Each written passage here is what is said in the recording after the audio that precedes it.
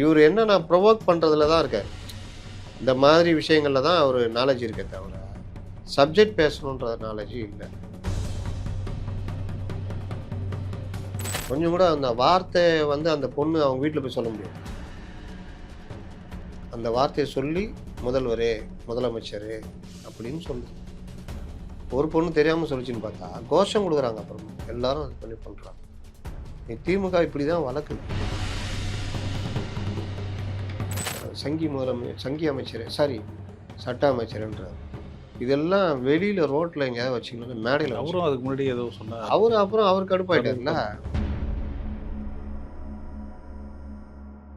மைக்கேம் நேயர்களுக்கு அன்பான வணக்கம். பழம்பெரும் நடிகை சவுகார் ஜானி அவர்கள் இன்னைக்கு மறைஞ்சிருக்காங்க. மற்றும் இன்னைக்கு ஒரே டாபிக் தான், சட்டசபையில் நடந்த காரசாரமான விவாதம், திமுக விசஸ் தாவேகா அப்படின்ட்டு, மற்றும் விசிகே விசஸ் பாமக அப்படின்ட்டு பல்வேறு சம்பவங்கள் நடந்த வண்ணம் இருந்தது. மற்றும் டெல்லியில் ராகுல் காந்தி அவர்களுடைய போராட்டம், இது சார்ந்து இருக்கக்கூடிய விஷயங்கள் இன்னைக்கு விரிவாக விவாதிக்க இருக்கோம். வீடியோ ஸ்கிப் பண்ணாமல் பாருங்கள். வாங்க வீடியோக்குள்ள போகலாம். வணக்கம் சார். வணக்கம். நம்முடைய சேனலில் ஒரு விவாத பொருளாக மாறிக்கிட்டு வருது. நம்ம அந்த தாவேகா தொண்டர்கள் சிலர் கோபம் படுறாங்க. நான் உங்களை என்னென்னவோ நினச்சேன்னு. நான் என்ன பண்ண முடியும், நீங்கள் தான் நினச்சிங்கன்னா. நான் தான் ஆரம்பத்திலே சொல்லிட்டேன்ல, நான் இஷ்யூவில் தான் நிற்பேன். இஷ்யூவில் மாறினா அதான் தாவேக்காக நீங்கள் எதிர்ப்பாக பேசுகிறீங்க. நான் அதுக்கு ஒன்றும் பண்ண முடியாது. நான் இன்றைக்கி பல நண்பர்கள் சொல்கிறாங்க, பல பேர் தாவேக்கு ஆதரவாக பேசி லேக்ஸில் போகுது. அது நமக்கு தேவையில்லை, அந்த பொழப்பு தேவையில்லை. நான் எப்போவுமே அப்படி கிடையாது. என்ன ஆர்கானிக்காக வருதோ அதுதான். அப்போ தான் நமக்கு நடுநிலைன்றது இருக்கும். இவர் இந்த விஷயத்தில் கரெக்டு, அவர் அந்த விஷயத்தில். இப்போ கார் வேணாம் திமுக முடிவெடுத்துருக்குது கரெக்டு.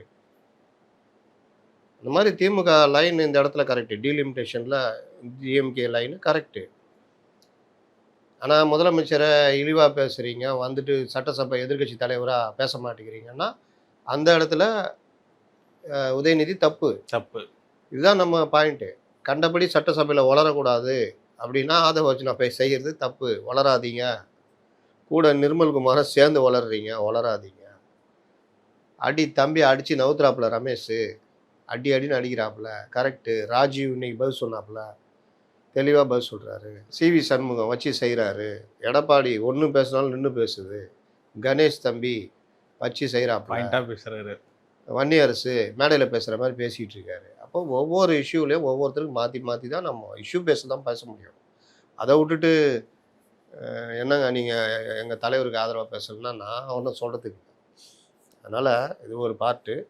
அதனால் கலவையான இது வருது. பலர் ஆலோசனை சொல்கிறாங்க, பலர். இதில் பிரபாகரன் திருவேங்கடம்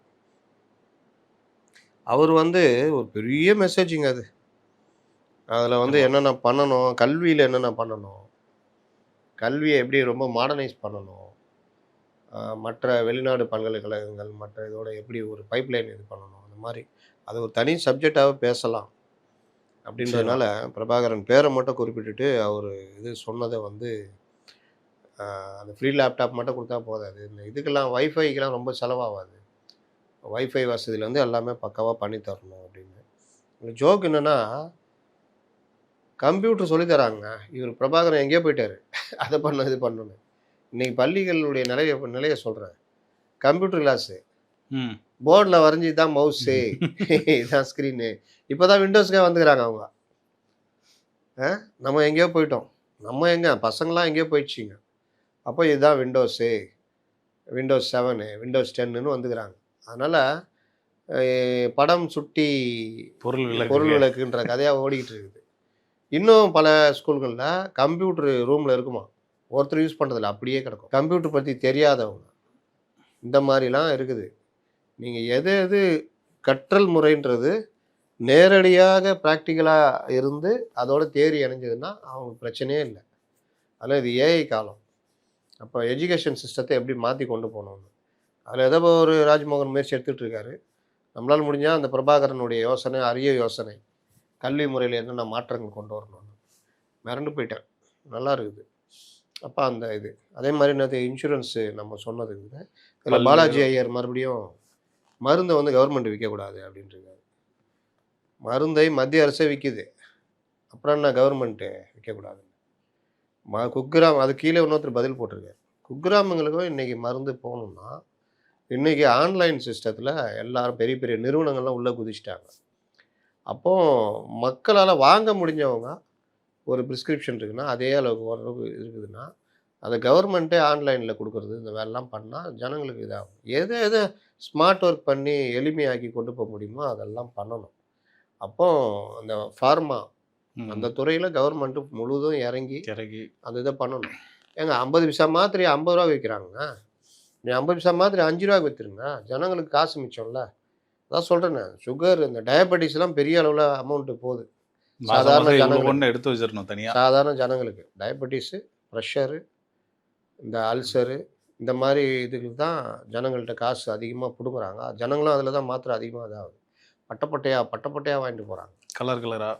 அப்போ அதெல்லாம் வந்து நீங்கள் ஏன் அவனுக்கு ஃபார்மா கம்பெனியால் முடியுதுன்னா ஏன் கவர்மெண்டால் முடியாதா? அதில் ஆளை இறக்குங்க, இளைஞர்கள் வேலை வாய்ப்பு கொடுங்க. பிஃபார்ம் படித்தவங்க எவ்வளோ பேர் இருக்காங்க, பட்டதாரிகள். பண்ணுங்கள். நீங்கள் இன்றைக்கி மெடிக்கல் ரெப்புலாம் வந்து ப்ரைவேட்டில் வேலை செய்யணும் ஒன்று அவசியமா? கவர்மெண்ட்னா ஜாலியாக வருவாங்க. அதே மாதிரி பள்ளி கல்வித்துறையில் அவர் சொல்லியிருக்க இந்த விஷயங்கள்லாம் அமல்படுத்தணும்னா நிதி வேணும். ஆனால் நம்ம நிதியில் பெரும்பகுதி சம்பளத்துக்கும் பென்ஷனுக்கும் போகுது. 2 லட்சங்க சம்பளம், 2 லட்சம் 1.5 லட்சம். சரி, பாடத்திட்டங்களாவது மாற்றுறீங்களா? புதுசாக அப்டேட் ஆகுறீங்களா வாத்தியாருங்கன்னு கேட்டால் நாங்கள் அப்டேட் ஆகணும் அப்படின்னு. இது எல்லாவற்றையும் இது பண்ணி பணம் முழுவதையுமே அப்டேட் ஆகிற இதில் கொண்டு போய் போட்டு வர வர வர அவுட் சோர்சிங்கில் எடுத்து தான் நீங்கள் பண்ணணும். நான் இது முதலாளித்துவ இது வந்து இவர்களுக்கு எதிரானதுன்னா நான் அதுக்குள்ளே நான் வரல. எனக்கு மாணவர்கள் தனியார் பள்ளிக்கு இணையாக படிக்கணும்னா அரசு பள்ளி மாணவர் நீங்கள் இந்த இதெல்லாம் ரிட்டையர் ஆக நீங்கள் அவுட் சோர்சிங்கில் போட்டு எடுத்து கொண்டு போயிட்டே இருக்கணும். 3 வருஷம் கான்ட்ராக்ட், அதுக்கு நீ சங்கம் சேர்ந்துக்க என்ன வேணால் பண்ணிக்கோ. 3 வருஷம் கான்ட்ராக்டு, சம்பளம் இந்த சம்பளம் அப்படின்னா தான் அதிகமான ஆட்களை. ஏங்க ஒரு 5ஆம் கிளாஸ் எடுக்கிற ஒரு டீச்சருக்கு இன்னைக்கு தேதிக்கு 1 வருஷம் 2 வருஷம் ரிட்டையர் ஆகிற வயசில் இருக்கிற ஒரு டீச்சர் சம்பளம் 1.5 லட்ச ரூபா 2 லட்ச ரூபா. அந்த இடத்துல 50,000 ரூபாய்க்கு 3 பேர் எடுக்கலாம். இதுக்கப்புறம் அவங்களுக்கு பென்ஷன் கிட்டத்தட்ட பேசிக்கெலாம் போட்டால் ஒரு 40,000 50,000 வரும். யோசிச்சு பாருங்க. அதனால் இந்த மாதிரி விவகாரங்களில் நீ பென்ஷனை மாற்றிக்கங்க, சிப்பில் கொண்டு போயிடுங்க. நீங்கள் 3 வருஷம் பண்ணுங்கள், அவங்களையே 6 வருஷமாக ஆக்குங்க.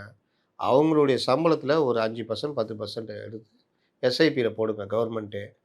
அது 10-15 வருஷம் கழிச்சு அவங்க கையில் கொடுக்கும்போது பெரும் தொகையாக அவங்க போய் சேரும். அவ்வளோதானே? ஆமாம். மாடர்னாக திங்க் பண்ணுங்க. சும்மா வச்சுக்கிட்டு பழைய பென்ஷன் திட்டம், புதிய பென்ஷன் திட்டம், அவன்கிட்ட வந்து பிடிக்கிறத போடு, அதில் ரொட்டேட் பண்ணு. இல்லை கவர்மெண்ட் பொதுத்துறை இதில் போடு, ரொட்டேட் பண்ணு. இந்த மாதிரிலாம் பண்ணால் கல்வித்துறையில் பெரிய மாற்றத்தை கொண்டு வர முடியும்.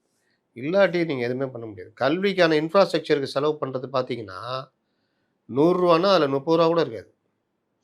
30 ரூபா இல்லை, 20 ரூபா கூட இருக்காது. 70 ரூபா 80 ரூபா இந்த மாதிரி சம்பளம் பென்ஷன் போகுது. அப்புறம் எங்கே இன்ஃப்ராஸ்ட்ரக்சர் நீங்கள் இம்ப்ரூவ் பண்ணுறது? அப்புறம் எங்கே ஆளுங்களை எடுக்குது? பட்டாதாரி வெளியில் அவ்வளோ பேர் இருக்கிறான், பாதி பேர் விஆர் ஸ்கூல் தொத்தி விட்டுருணும். கிளம்பு பெஞ்சு தைச்சினுக்கிற அப்படின்னு. மார்க்கு திருத்துறதும் இதுவும் தான் இன்றைக்கி பெரிய இது மாதிரி. மாடர்ன் திங்கிங் எப்படிங்க இருக்கும்?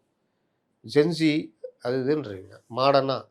எத்தனை பேருக்கு இன்றைக்கி பள்ளி இதில் இருக்கிறவங்களுக்கு ரொம்ப மாடர்னாக ஏஐ இந்த அப்டேட் ஆக மாட்டேங்கிறாங்களே. ஆமாம். அப்போ மாடர்னாக இருக்கிறவங்கள, அப்டேட்டாக இருக்கிறவங்கள, நவீன கல்வி முறையில் இருக்கிறவங்கள தான் உள்ளே கொண்டு வரணும்.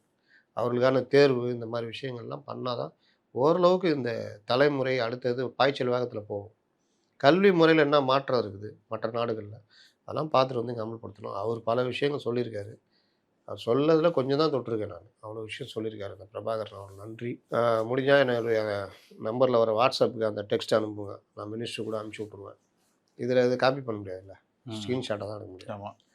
அப்புறம் இன்றைக்கி முதுபெரும் நடிகை சௌகார் ஜானகி அவங்க மறைவு காலமானார்.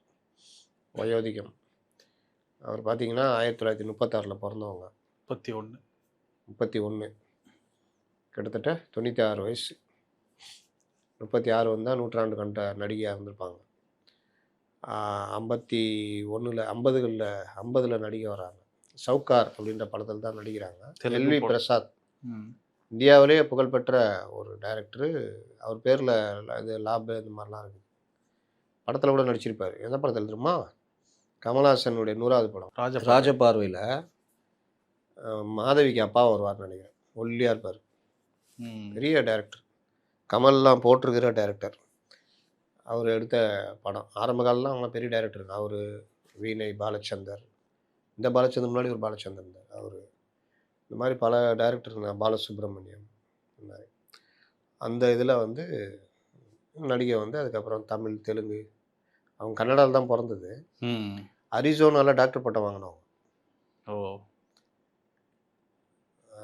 இதில் அஸ்ஸாமில் ஏதோ யூனிவர்சிட்டியில் படிச்சுட்டு அப்புறம் அரிசோனாவில் என்னடா பார்க்குறது சைனீஸ் மாதிரி இருக்கிறாங்களான்னு பார்த்தா அஸ்ஸாமில் இருந்ததுனால இருக்கும்னு நினைக்கிறேன். பயங்கர போல்டான நடிகை. போல்டு அப்படி நேருக்கு நேராக பேசுது. திருமணமான பிறகு தான் நடிக்க வராங்க. ம். திருமணமாகி சின்ன வயசுலேயே கல்யாணம் பண்ணிச்சிட்டாங்க. எல்லாம் முடிச்சுட்டு தான் நடிக்க வராங்க. ரொம்ப டீசெண்டான ஒரு நடிகை. ஆங்கிலம் அப்படி பேசுவாங்க. அரிசோனாவில் டாக்டர் பட்டம் வாங்குறாங்கன்னா எப்படி இருப்பாங்க? அந்த மாதிரி ஆங்கிலம் அற்புதமாக பேசுவாங்க.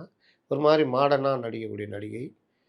அதே சமயத்தில் சின்ன இது அரிதாத்து அம்பூஜத்தை பார்த்தேலா அது இருகோடுகளில் கலெக்டராக வருவாங்க. அதாவது காதலிச்சு அப்புறம் அவங்க அம்மானால் சேர முடியாமல் போய் அப்புறம் அவரே குமாசாவாக இருப்பார். ஜமுனா அவங்களோட இப்போ தான் இறந்து போனாங்கன்னு நினைக்கிறேன். அவங்க ஜமுனாவும் அவங்க தான் மனைவியாக இருப்பாங்க ஜெமினிக்கு. இவங்க முதல் மனைவி. வெளியே காமிச்சிக்க முடியாது. அந்த படத்தில் தான் அந்த அற்புதமான பாட்டு புன்னகை மன்னன் பூவிழிக்கண்ணன். வி குமார்னு ஒரு இசையமைப்பாளர் இருந்தார். நம்ம எல்லாம் இதெல்லாம் எம்எஸ் விஸ்வநாதன் பாட்டு இந்த மாதிரி போட்டுக்கிறாரா அப்படின்னு நினைப்போம். அவர் வி குமார் முத்துக்கு முத்தாக இந்த படம் உன்னை வாழ்த்தி பாடுகிறேன் நீ 100க்கு 100. ஆனால் வி குமார் பெரும்பாலும் இவர் படம் பாலச்சந்தர் படம்லாம் அவர் தான் இருப்பார். நல்லா மியூசிக் அப்படி நெஞ்சத்தோடும். இவங்க நடித்த படம் எவ்வளோ படங்கள். எம்ஜிஆர் இந்த கண் போன போக்கிலே அதில் டான்ஸ் ஆடுவாங்க பாருங்கள். அப்போ அந்த ட்ரெஸ்ஸை பார்த்துட்டு எம்ஜிஆர் சொன்னாராம், என்ன இந்த மாதிரி கூப்பிட்டு யார் இவங்களுக்கு காஸ்டியூம் இது அப்படின்ட்டு சீத்ரூ மாதிரி இருந்ததாம், வேறு ட்ரெஸ் கொடுங்க அப்படின்னாராம். அதை ரொம்ப இதில் பேட்டிகளில் சிலாகிச்சு சொல்லியிருப்பாங்க. அவர் வந்து ஒவ்வொரு விஷயத்தையும் கவனிப்பார். ஒரு ஹீரோனா பெரிய ஹீரோ அப்படிலாம் இல்லை, எனக்கு ட்ரெஸ்ஸு கொஞ்சம் சீத்ரூவாக இருக்குன்னா எனக்கு உரிய மரியாதை அவர் வச்சுருந்தார். அப்போ அந்த ட்ரெஸ்ஸை ஒழுங்காக இது பண்ணி கொடுங்கன்னு சொன்னார். அந்த அளவுக்கு பார்த்துட்டாருன்னா இது ஒளி விளக்கில் அவங்க இருப்பாங்க. ஒரு விதவையாக கணவன் இறந்து போய் வீட்டில் இருப்பாங்க. மாமியார் மச்சினை கரெக்ட் பண்ண பார்ப்பார். அந்த வீட்டுக்கு தான் எம்ஜிஆர் திருட போவார். அடினா அடி செம்ம அடி மச்சினனுக்கு போலன்னு பொழந்துட்டு கூப்பிட்டு வந்துடுவாப்புல. அவங்க தான் அந்த பாட்டு ஃபேமஸான பாட்டு. என்ன பாட்டு? இறைவா உன் மாளிகையில். இது இல்லை, பழைய பாட்டு எம்ஜிஆருக்காக பாடினது. இறைவா உன் மாளிகையில் எத்தனையோ மணி விளக்கு. வேறு லெவல் அந்த பாட்டு. எம்ஜிஆர் ஹாஸ்பிட்டலில் அட்மிட் ஆனப்போ அந்த பாட்டு தான் பட்டி தொட்டிலாம் பாடினாங்க. எண்ணிரண்டு கண்களிலே அப்படியே உருக்கும் அந்த பாட்டு. அந்த இது சிவாஜி கணேசனோட உயர்ந்த மனிதன் மனைவியாக வருவாங்க. ஒரு மாதிரி அல்ட்ரா மாடர்ன் ஒய்ஃபாக வருவாங்க. அவங்க 2 பேருக்கான அந்த ஒரு இது வந்து நல்லா இருக்கும். ஒரு மாதிரி இருக்கும். அது 2 பேருக்கும் சண்டையும் இருக்கும், அதே சமயத்தில் ஒரு பாசமாக இருக்கும். அந்த மாதிரி நடுவில் சமையல்காரன்லாம் பூந்து சண்டை மூட்டிகிட்டு இருப்பான். வி.கே. ராமசாமி அந்த ரோல் நல்லா பண்ணுவாப்புல. அந்த மாதிரி சௌகர்யம். அது பாலச்சந்தர் படங்களில் பெரும்பாலான படம் நீர்க்குமிழியில் டாக்டராக வருவாங்க. அந்த படம் ரொம்ப அற்புதமான படம். ஒரு மென்மையான காதல். ஹீரோ நாகேஷ் ஒரு மென்மையான காதல் இருக்கும். நாகேஷுக்கு ஜோடி கிடையாது. இவங்க கோபாலகிருஷ்ணன் சொல்லிட்டு அவர் நடிகர், பிரபல நடிகர். அவரும் அமெரிக்க தூதரில் இதில் ஒர்க் பண்ணவர். நல்லா ஆங்கிலம் பேசக்கூடியவர். பெரும்பாலான படங்கள் வருவார். பை த பை பார்க்கலாம்.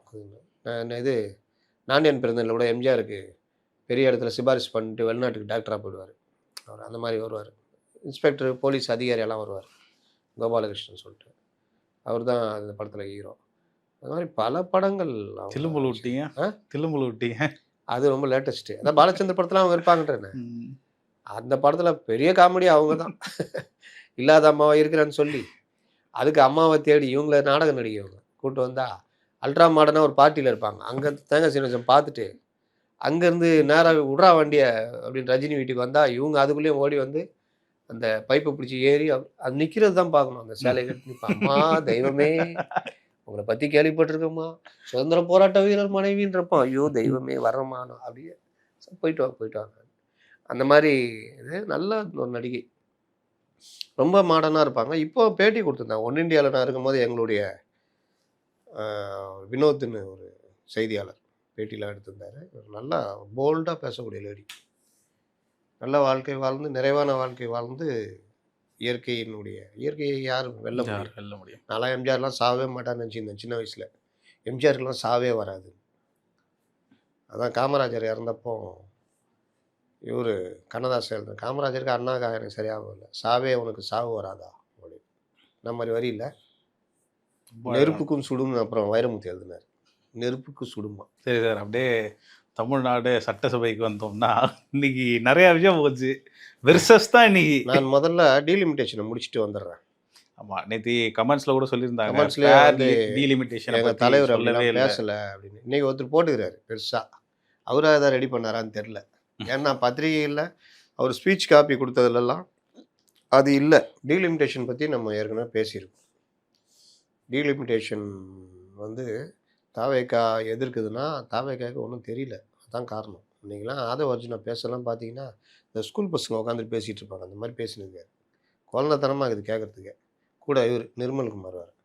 டீலிமிட்டேஷனுடைய அடிப்படை பல தடவ பேசிட்டோம். மக்கள் தொகை அடிப்படையில பண்ணணும்னா, இந்த டிசம்பர் 26 பண்ணியே ஆகணும். அப்போ ஒரு நிலைமை வரும்போது என்ன பண்ணலான்றது தான் இப்ப நடுவுல ஒரு பெரிய டாக்லாம் ஓடிச்சு. கடைசியில காங்கிரஸ் உடைய கேசி வேணுகோபால்லாம் 50% அப்படியே ஒரு ஃப்ரீ ஏத்துனீங்கன்னா ஏத்துனீங்கன்னா கரெக்ட்டா இருக்கும். ஃபேர் டீலிமிட்டேஷன்னு அப்படின்னு காங்கிரஸ் தான் யோசனை வைக்குது. பண்ணிக்கிறோம். நாங்க பண்ணி தர்றோம். மக்கள் தொகை அடிப்படையில பண்ணல அப்படின்னு. அதாவது 543 டிவைடட் பை 39 39 இன்டூ 100 அப்படி போட்டா 7.218 வரும். 18 வரும். அந்த மாரி ஒவ்வொரு ஸ்டேட்டுக்கும் அந்த ரேஷியோ. அந்த ரேஷியோ அடிப்படையில 50% எகுரும். அப்போ அந்த மாரி குடுக்கறது நான் பின்னாடி சொல்றேன் அந்த லிஸ்ட்டு. அப்படி குடுக்கும்போது உங்களுக்கு ஈக்குவலான ஒரு இதுதான் கிடைக்கும். இதை திமுகவும் அப்புறம் ஏத்துக்குச்சு. வெளியில கனிமொழி இவங்கலாம் சொன்னப்போ, ஃபேர் டீலிமிட்டேஷனு 50% கிராஜுவலா எல்லா ஸ்டேட்டுக்கும் ஏத்துனதாவும், ப்ளஸ்ஸு அத வந்து ஃப்ரீஸ் பண்ணணும் 25 வருஷத்துக்கு. டிஸ்டர்ப் பண்ணக்கூடாது அப்படின்னு. இது ஒரு பக்கம் போய்க்கிட்டு இருக்குது. இவர்கள் காங்கிரஸ் பேச்ச கேட்டுக்கிட்டு எந்த காங்கிரஸு? டெல்லி காங்கிரஸ் இல்ல. தமிழ்நாடு இங்க இருக்கிற காங்கிரஸ் பேச்ச கேட்டுக்கின்னு, இப்ப டெல்லி காங்கிரஸ் தான் பல்டி அடிச்சுட்டு இருக்கோம். என்ன ராகுல் காந்தி தான் இல்லாத காமெடிலாம் பண்ணிட்டு இருப்பாரு. இன்னைக்கு கூட ஒரு போராட்டம். அந்த இது ரப்பர் குண்டு அடிச்சு டிசிபி ஆபீஸ் முன்னாடி எல்லாம் பண்ணுவாரு. அவர் காமெடி தலைவர் ஆயிட்டாரு வர வர. இப்ப அவரு அவங்களுடைய மத்திய அகில இந்திய பொதுச் செயலாளர் கேசி வேணுகோபால் பார்லிமெண்ட்ல பேசுனதுக்கு அப்படியே நேர்மாறாக, இங்க தாவேகாவ மண்டைய கழுவி டீலிமிட்டேஷன்றது நம்ம வந்து திமுகவுக்கு செக் வைக்கலாம் அப்படின்னு தீர்மானத்த கொண்டு வர வச்சு, அதுல 543 தொகுதி அப்படியே இருக்கணும். அத ஃப்ரீஸ் பண்ணணும் பண்ணணும். அப்படின்னு. இன்னைக்குமே ஆதவர்ஜனா அதான் சொன்னாரு. அவர்தானே. அவரு இந்த மண்டைய கழுவுறதுல அவரு ஒரு ஆளு. சொல்லி தீர்மானம் போட்டு, அதுல கூட திமுக பேசிட்டு, நாங்கள் இத ஆதரிக்கிறோம்னு சொன்னாங்கல்ல. இன்னைக்கு பேசணும் அன்னைக்கு பேசியிருக்கணும். இன்னைக்கு இன்னைக்கு உட்காந்துட்டு தெளிவா பேசியிருந்தாங்க. உதயநிதி மாத்தி பேசுறாரு. இவரு பேசுறாரு. நான் அதான் டபுள் ஸ்டாண்டுன்னு சொன்னேன். திமுக வெளியில ஒரு ஸ்டாண்டு, உள்ள ஒரு ஸ்டாண்டு பண்றாங்கன்னு. எப்பவுமே ஒரே ஸ்டாண்டு கரெக்ட்டா இருக்கணும். பயப்படக்கூடாது. அது இன்னைக்கு எல்லாரும் சேர்ந்து தப்புன்னு சொல்றாங்கன்றத பயந்துறக்கூடாது. நாளைக்கு அது கரெக்ட்டா வரும்போது, இவரு தான்ப்பா கரெக்ட்டா சொன்னாருன்னு. அப்போ இது ஒரு இது. அப்ப நியாயமா என்ன பண்ணணும்? 50% ஏறணும். இதுல நம்ம ஆட்களே நம்ம கமெண்ட்ஸ்ல போடுறோங்களே, அது வந்து ஏறுனா அந்த ஆதவ மாரி வளர்றது. ஏறிட்டா வட இந்தியர் ஆதிக்கம் அதிகமாயிடும். எப்படி அதிகமாகும்? அதாவது ஏறுனா அந்த மெஜாரிட்டி இன்க்ரீஸும் ஏறுன்றது அவருக்கு தெரியல. யார் சொல்லுவா? எந்திரிச்சு சொல்றாரு. கே. நேரு கே. சொல்றாரு. நேரு சொல்ற 400 அதிகம். என்னங்க புரிஞ்சுக்கிறீங்க? இப்படிதாங்கன்றாரு. அவரு உட்காந்து குழந்தை பசங்க பேச மாட்டாங்க. ஸ்கூல்ல அப்படியே அடம் புடிச்சு பேசிட்டு இருப்பாங்க. என்ன சொன்னாலும் புரியாது அவங்களுக்கு. அந்த ரேஞ்சு. அதுக்கு நான் பின்னாடி வரேன். அப்ப இந்த டீலிமிட்டேஷனு இந்த தீர்மானத்த நிறைவேத்திட்டாங்க. நேத்து அந்த இது போகுது. அதுல இவரு போயிட்டு என்ன பேசுறாருன்னா, மக்கள் தொகையை கட்டுப்படுத்துனதுனால எந்த ஒரு மாநிலமும் நாடாளுமன்றத்தில் தனக்குரிய பிரதிநிதித்துவ சதவீதத்தை இழக்க நேரிடாது என்பதை ஒன்றிய அரசு, நமக்கு மத்திய அரசு தான். மத்திய அரசு தெளிவான சட்டப்பூர்வ உத்தரவாதமாக வழங்க வேண்டும் என்று வலியுறுத்துகிறேன். இதுக்கு என்ன அர்த்தம்? மக்கள் தொகையை கட்டுப்படுத்தி நிலைநிறுத்தியதன் காரணமாக எந்த ஒரு மாநிலமும் இதில் பாதிக்கப்படக்கூடாதுன்றத மத்திய அரசு ஒரு இது கொடுக்கணும்னா ஃபேர் தானே. ஃபேர் தானே? சரி. இத்தகைய அணுகுமுறையை சமத்துவ கொள்கைகளை காத்து நமது அரசியலமைப்பு வகுத்துள்ள கூட்டாட்சி சமநிலையை பேணி நமது ஜனநாயக அமைப்புகளின் மீது அனைத்து மாநிலங்களும் உள்ள நம்பிக்கையை வலுப்படுத்தும். அதாவது ஒரு நேரடியாக ஃபேர் டீலிமிட்டேஷன் சொல்லலை. ஆனால் இவங்க சட்டமன்றத்தை நிறைவேற்றின 543 தான் வேணும். இப்போ நீட்டுக்கு பேசுகிறாரு, இதே விஜய் தான் முதல்வர் தான் அங்கே பேசுகிறாரு. நீட்டு வேணாம், நீட்னால இந்த இதெல்லாம் பாதிக்கப்பட்டிருக்கு, அதனால மாநில வழி கல்வியும் பாதிக்கப்படும். 12ஆம் வகுப்பு பாடத்திட்ட அடிப்படையிலேயே எம்பிபிஎஸ் பிடிஎஸ் மற்றதுக்கெல்லாம் எங்களுக்கு அனுமதிக்கணும் அப்படின்னு பேசுகிறாரு. இது நேரடியாக சொல்கிறாரு. நேரடியாக இதுக்கும் அதே மாதிரி தானே சொல்கிறேன். 543 தொகுதிகளுக்கு மேலே ஏற்றக்கூடாது, அடுத்த 25 வருஷத்துக்கு ஃப்ரீஸ் பண்ணுங்க, அப்படி தானே சொல்லணும். அதுதானே இது. ஆனால் இது என்னது அர்த்தம்? மாநிலங்கள் பாதிக்காத வகையில் ஒரு தீர்வை கொண்டு வரணும்னு என்ன அர்த்தம்? அதான் 50% சீல் பண்ணி எந்த மாநிலமும் பாதிக்காது. இது நேற்று பரவணுன்னா இன்னைக்கு விளக்கம் கொடுக்குறாங்க. அப்படிலாம் பேசலை, பேசவே இல்லை. சீட்டியர் நானே வெளில வந்து சொன்னேன், பேசவே இல்லை அப்படின்றாங்க. இவர்களுடைய சட்ட அறிவும் இந்த மாதிரி விஷயங்களில் இவருடைய நாலேஜை பல தடவை பார்த்துருக்கோம்.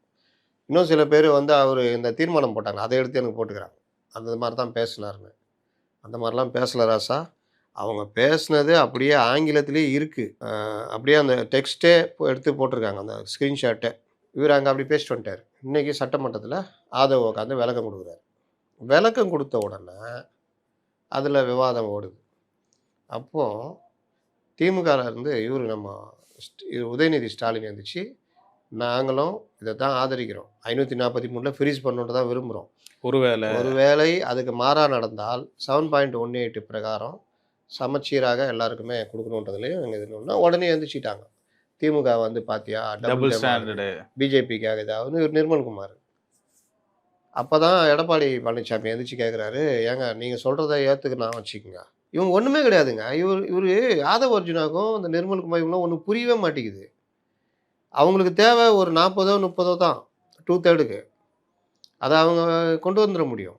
நீ 543 தான் அடம் பிடிச்சேன்னா, இப்போ அவங்க வந்து அந்த தேவைக்காக எங்கேயாவது ஆளை செட் பண்ணி 2/3 கொண்டு வந்துட்டு, இல்லை மக்கள் தொகை அடிப்படை தான், ஏன்னா நீங்கள் சுப்ரீம் கோர்ட்லாம் போக முடியாது, ஷெட்யூல் இருக்குது சுப்ரீம் கோர்ட், அது அரசமைப்பு சட்டத்தில் இருக்குது.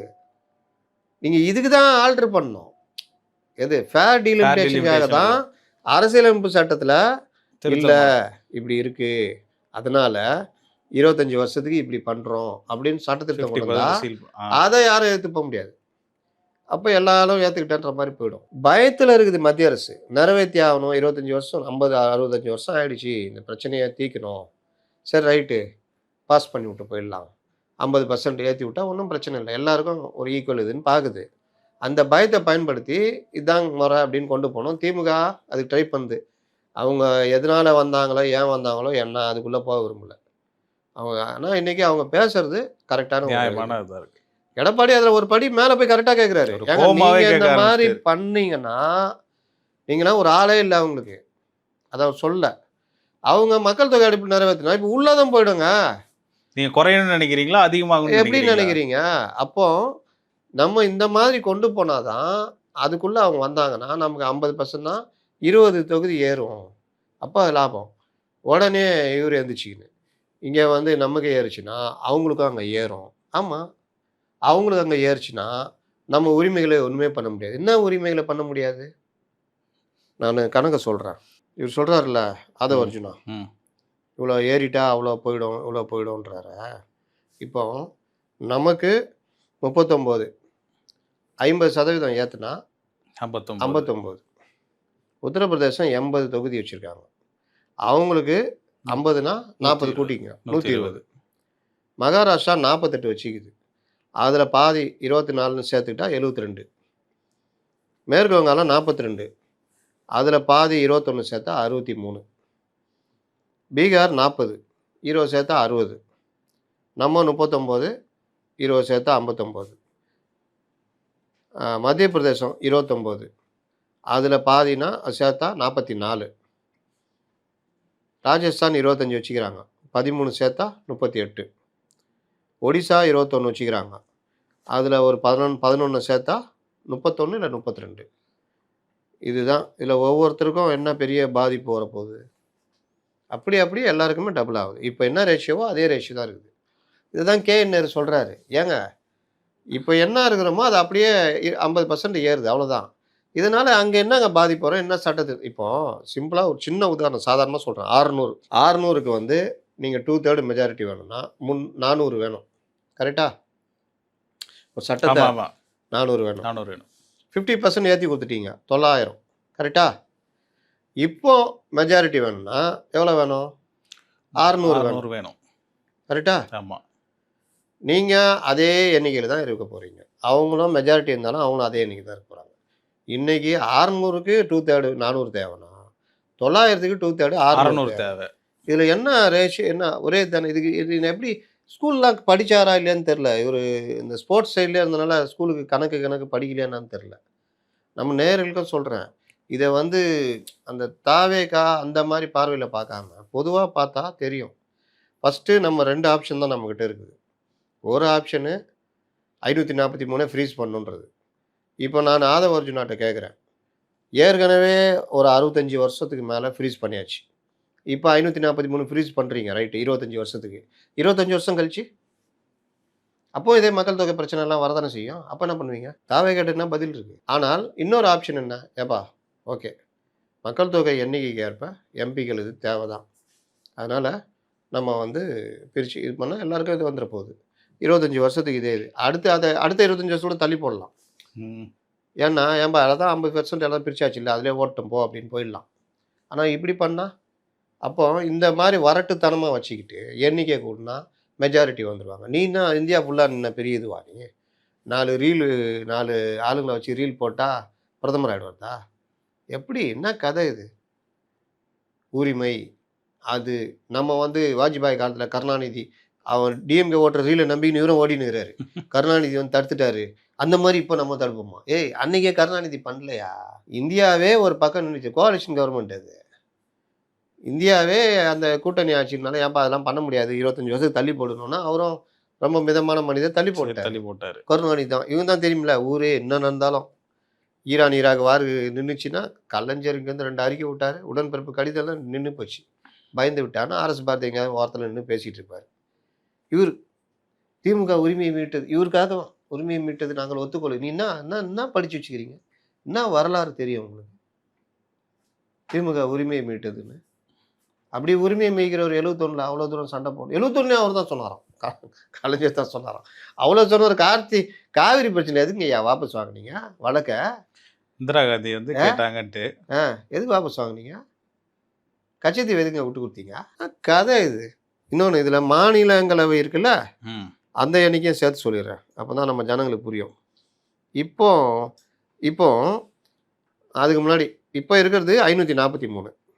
இதுக்கு பிறகு எவ்வளோ வரும்னா 815 வரும். 7.18 அந்த இது.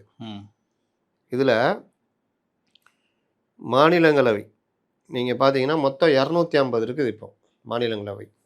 அதில் 238 சட்டசபைகளை எம்எல்ஏக்கள் இவங்கெல்லாம் போட்டு தேர்ந்தெடுக்கிறது. 12 நியமனம்.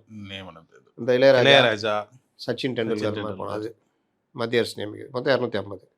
நமக்கான இடம் வந்து 18. அந்த 18 எப்படின்னா 6, 6, 6 2 வருஷம் கேப்பில் இந்த ரொட்டேஷன் வந்து 12 பேர் இருப்பாங்க. இந்த தடவை தேர்ந்தெடுத்தவங்க 6 வருஷம் கழித்து விலகுவாங்க. அதுக்கு அடுத்தது 4 வருஷம் இருப்பார். மற்றவங்க 4 வருஷம் இருப்பார். இன்னொருத்தர் 2 வருஷம் இருப்பார். அடுத்து இது வரும்போது 2 வருஷம் இருக்கிறவருக்கு தேர்தல் வரும். அதாவது 6, 6, 6 அந்த 3 அந்த சைக்கிள் சுற்றினே இருக்கும். இது ஆச்சா.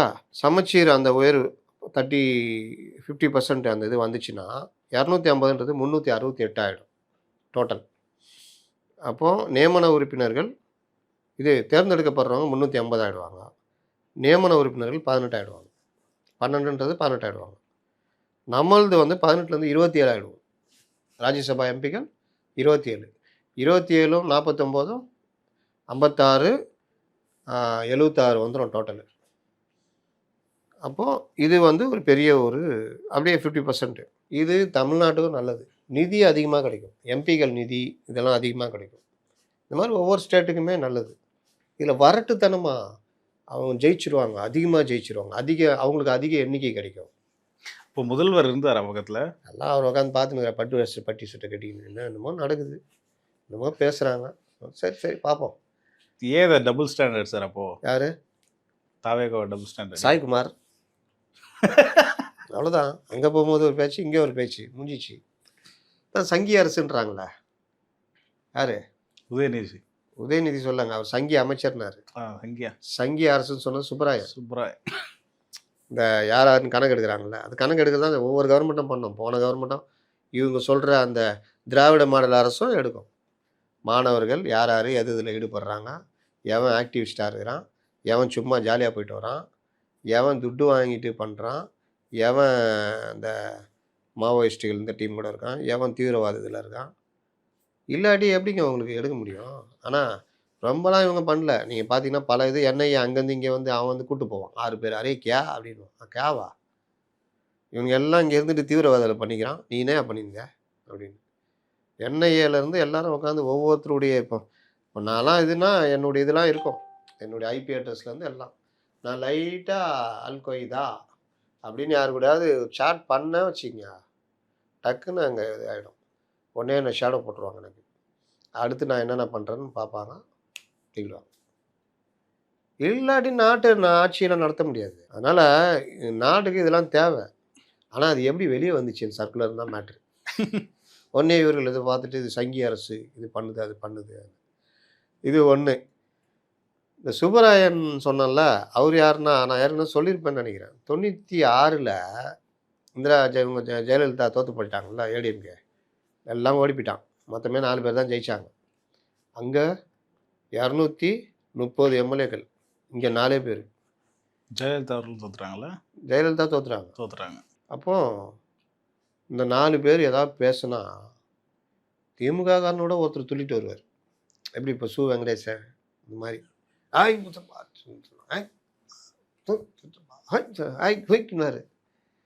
கலைஞர் பேச விட்டு வேடிக்கை பார்த்துட்டு இருந்தார். ஜெயலலிதா பார்த்துன்னே இருந்தாங்க. உலகம் உருண்டல்ல, அதில் ஏதாவது நம்பிக்கையின்மை இருக்கா? இல்லை. உலகம் உருண்டன்றது உருண்டைதான். ரொம்ப பேர் இந்த ஒரு படத்தில் வடிவேல் சொல்லாப்புல, புள்ள பூச்சிக்கலாம் கொடுக்கு முளைக்கும்னு நான் நினச்சேனா அப்படின்னுவார். மலை மருதமலை ஏய் இன்ஸ்பெக்டர்னு கூப்பிட்றா அப்படின்வான். சார்னு சொல்கிறா, சரி சார் அப்படின்வான். சார் அப்படின்ட்டு உங்களுக்கு சினாரியை வச்சு சொல்லல இந்த கதையை. ஏன் இவங்களும் அப்படித்தானே புள்ள பூச்சி கொடுக்கு முளைச்சுன்னு நினச்சாங்களா? புள்ள பூச்சியே நினைக்கல. அதுக்கு திடீர்னு ஒரு நாள் காலைல எழுந்துச்சி பார்த்தா கொடுக்கு இருக்குது. நான் வந்து கொடுக்கு வந்துச்சா எனக்கு அப்படின்னு. அதனால் இவங்களே ஒரு 40-50 சீட் தான் ஜெயிக்கணும்னு நினச்சிருந்தாங்க. அதனால் திமுக அப்படின்னா நினச்சிட்டு இருக்கோம். இன்றைக்கி இவர் அதானே பேசுகிறாரு. சூரனை வடம் செய்த சூர சம்ஹாரம், சிறுவன் தான் பாலகன் என்று எண்ணி நான் சூரன் அப்படின்னு ஒரு செயலை படிச்சுட்டு, சூரன் என்று நான் இவர்களை சொல்லவில்லை, ஊழல் அது கரெக்டாக தான் பேசுகிறா விடுங்க. அதெல்லாம் முறையாக ரமேஷுக்கு சப்போர்ட் பண்ணுறாரு, இல்லாட்டி அவை குறிப்பில் நீக்கிறேன்னுவார். அதனால் சூர சம்ஹாரத்தில் கொண்டு போயிட்டார். கிட்டத்தட்ட சூர சம்ஹாரம் மாதிரி தான் இது, புள்ளப்பூச்சிக்கு கொடுக்க முடிக்கிறது. அதனால் நீங்கள் கேட்ட கேள்வி கரெக்டு தான். நான் சப்ஜெக்ட் விட்டு வெளியே போயிட்டேன். உலகம் உருண்டை. இன்றைக்கி இவன் ஃபோன் பட்டினேக்கிறான் நாய். இவன் ஃபோனை நம்ம எதுக்கு எடுக்கணும், அவனாம் ஒரு ஆளா அப்படின்னு. ஒரு நாள் பார்த்தா அவன்கிட்டே போய் நிற்க வேண்டியிருக்கும். தலைவரே பார்த்துக்கணும். இதெல்லாம் உலகத்தில் பலரும் பார்த்துருப்பாங்க அனுபவம். அப்போது 2001 99 கலைஞர் கழட்டி விட்டு பிஜேபி கூட போயிடுறாரு. இவங்க எல்லாம் அந்த திருவிழாவில் நைனா காணா போனால் குழந்தைங்க நிற்குமே அந்த மாதிரி நிற்கிறாங்க. ஐயோ. அப்போ ஒரு கை வந்து பிடிக்குது. ஏடிஎம்கே அம்மா கையை பிடிச்சின்னு போகிறாங்க. பேச்சுவார்த்தைக்கு போகிறாங்க, கூட்டணி பேச்சுவார்த்தை. எவ்வளோ தொகுதியெலாம் அப்புறம் பேசலாம். உங்களாம் ஒருத்தருக்கு முன்னாடி உட்காந்து கத்திருந்தார 4 எம்எல்ஏ நாங்கள் பேசுவோம். ஏறி கத்திருந்தார வந்திருக்காரு வெளியே உட்கார சொல்லுங்க. அவருக்கு மட்டும் சீட்டு கிடையாது. எவ்வளோ வருமோ வாங்கிக்கிங்க அப்படி. உலகம் உருண்டை. அதோட காண போனார். அப்புறம் அப்படி இப்படின்னு இருந்து இப்போ தான் 2 தடவை எம்பி ஆகிருக்காரு, எம்எல்ஏ எம்பின்னு ஆகிருக்காரு. இன்றைக்கி அவர் மறுபடியும் தாவேக அரசை கண்டிக்கிறார். அதனால் தாவேகாக இவங்களை அடிக்குது ஆளுக்குது உள்ளேக்கே சி மகேந்திரன். அவர் வண்டவாளத்தெல்லாம் தண்டவாளம் ஏற்றுனா ஏற்றிடுவாப்புல. அதனால் இந்த மாதிரி அந்த சுப்பராயன் அவர் ஒரு பக்கம் அறிக்கை விட்டுன்னு இருக்கார். இதில் இந்த டீலிமிட்டேஷனுக்கு வந்துடுவோம். இவர் இப்படி பேசுகிறாரு.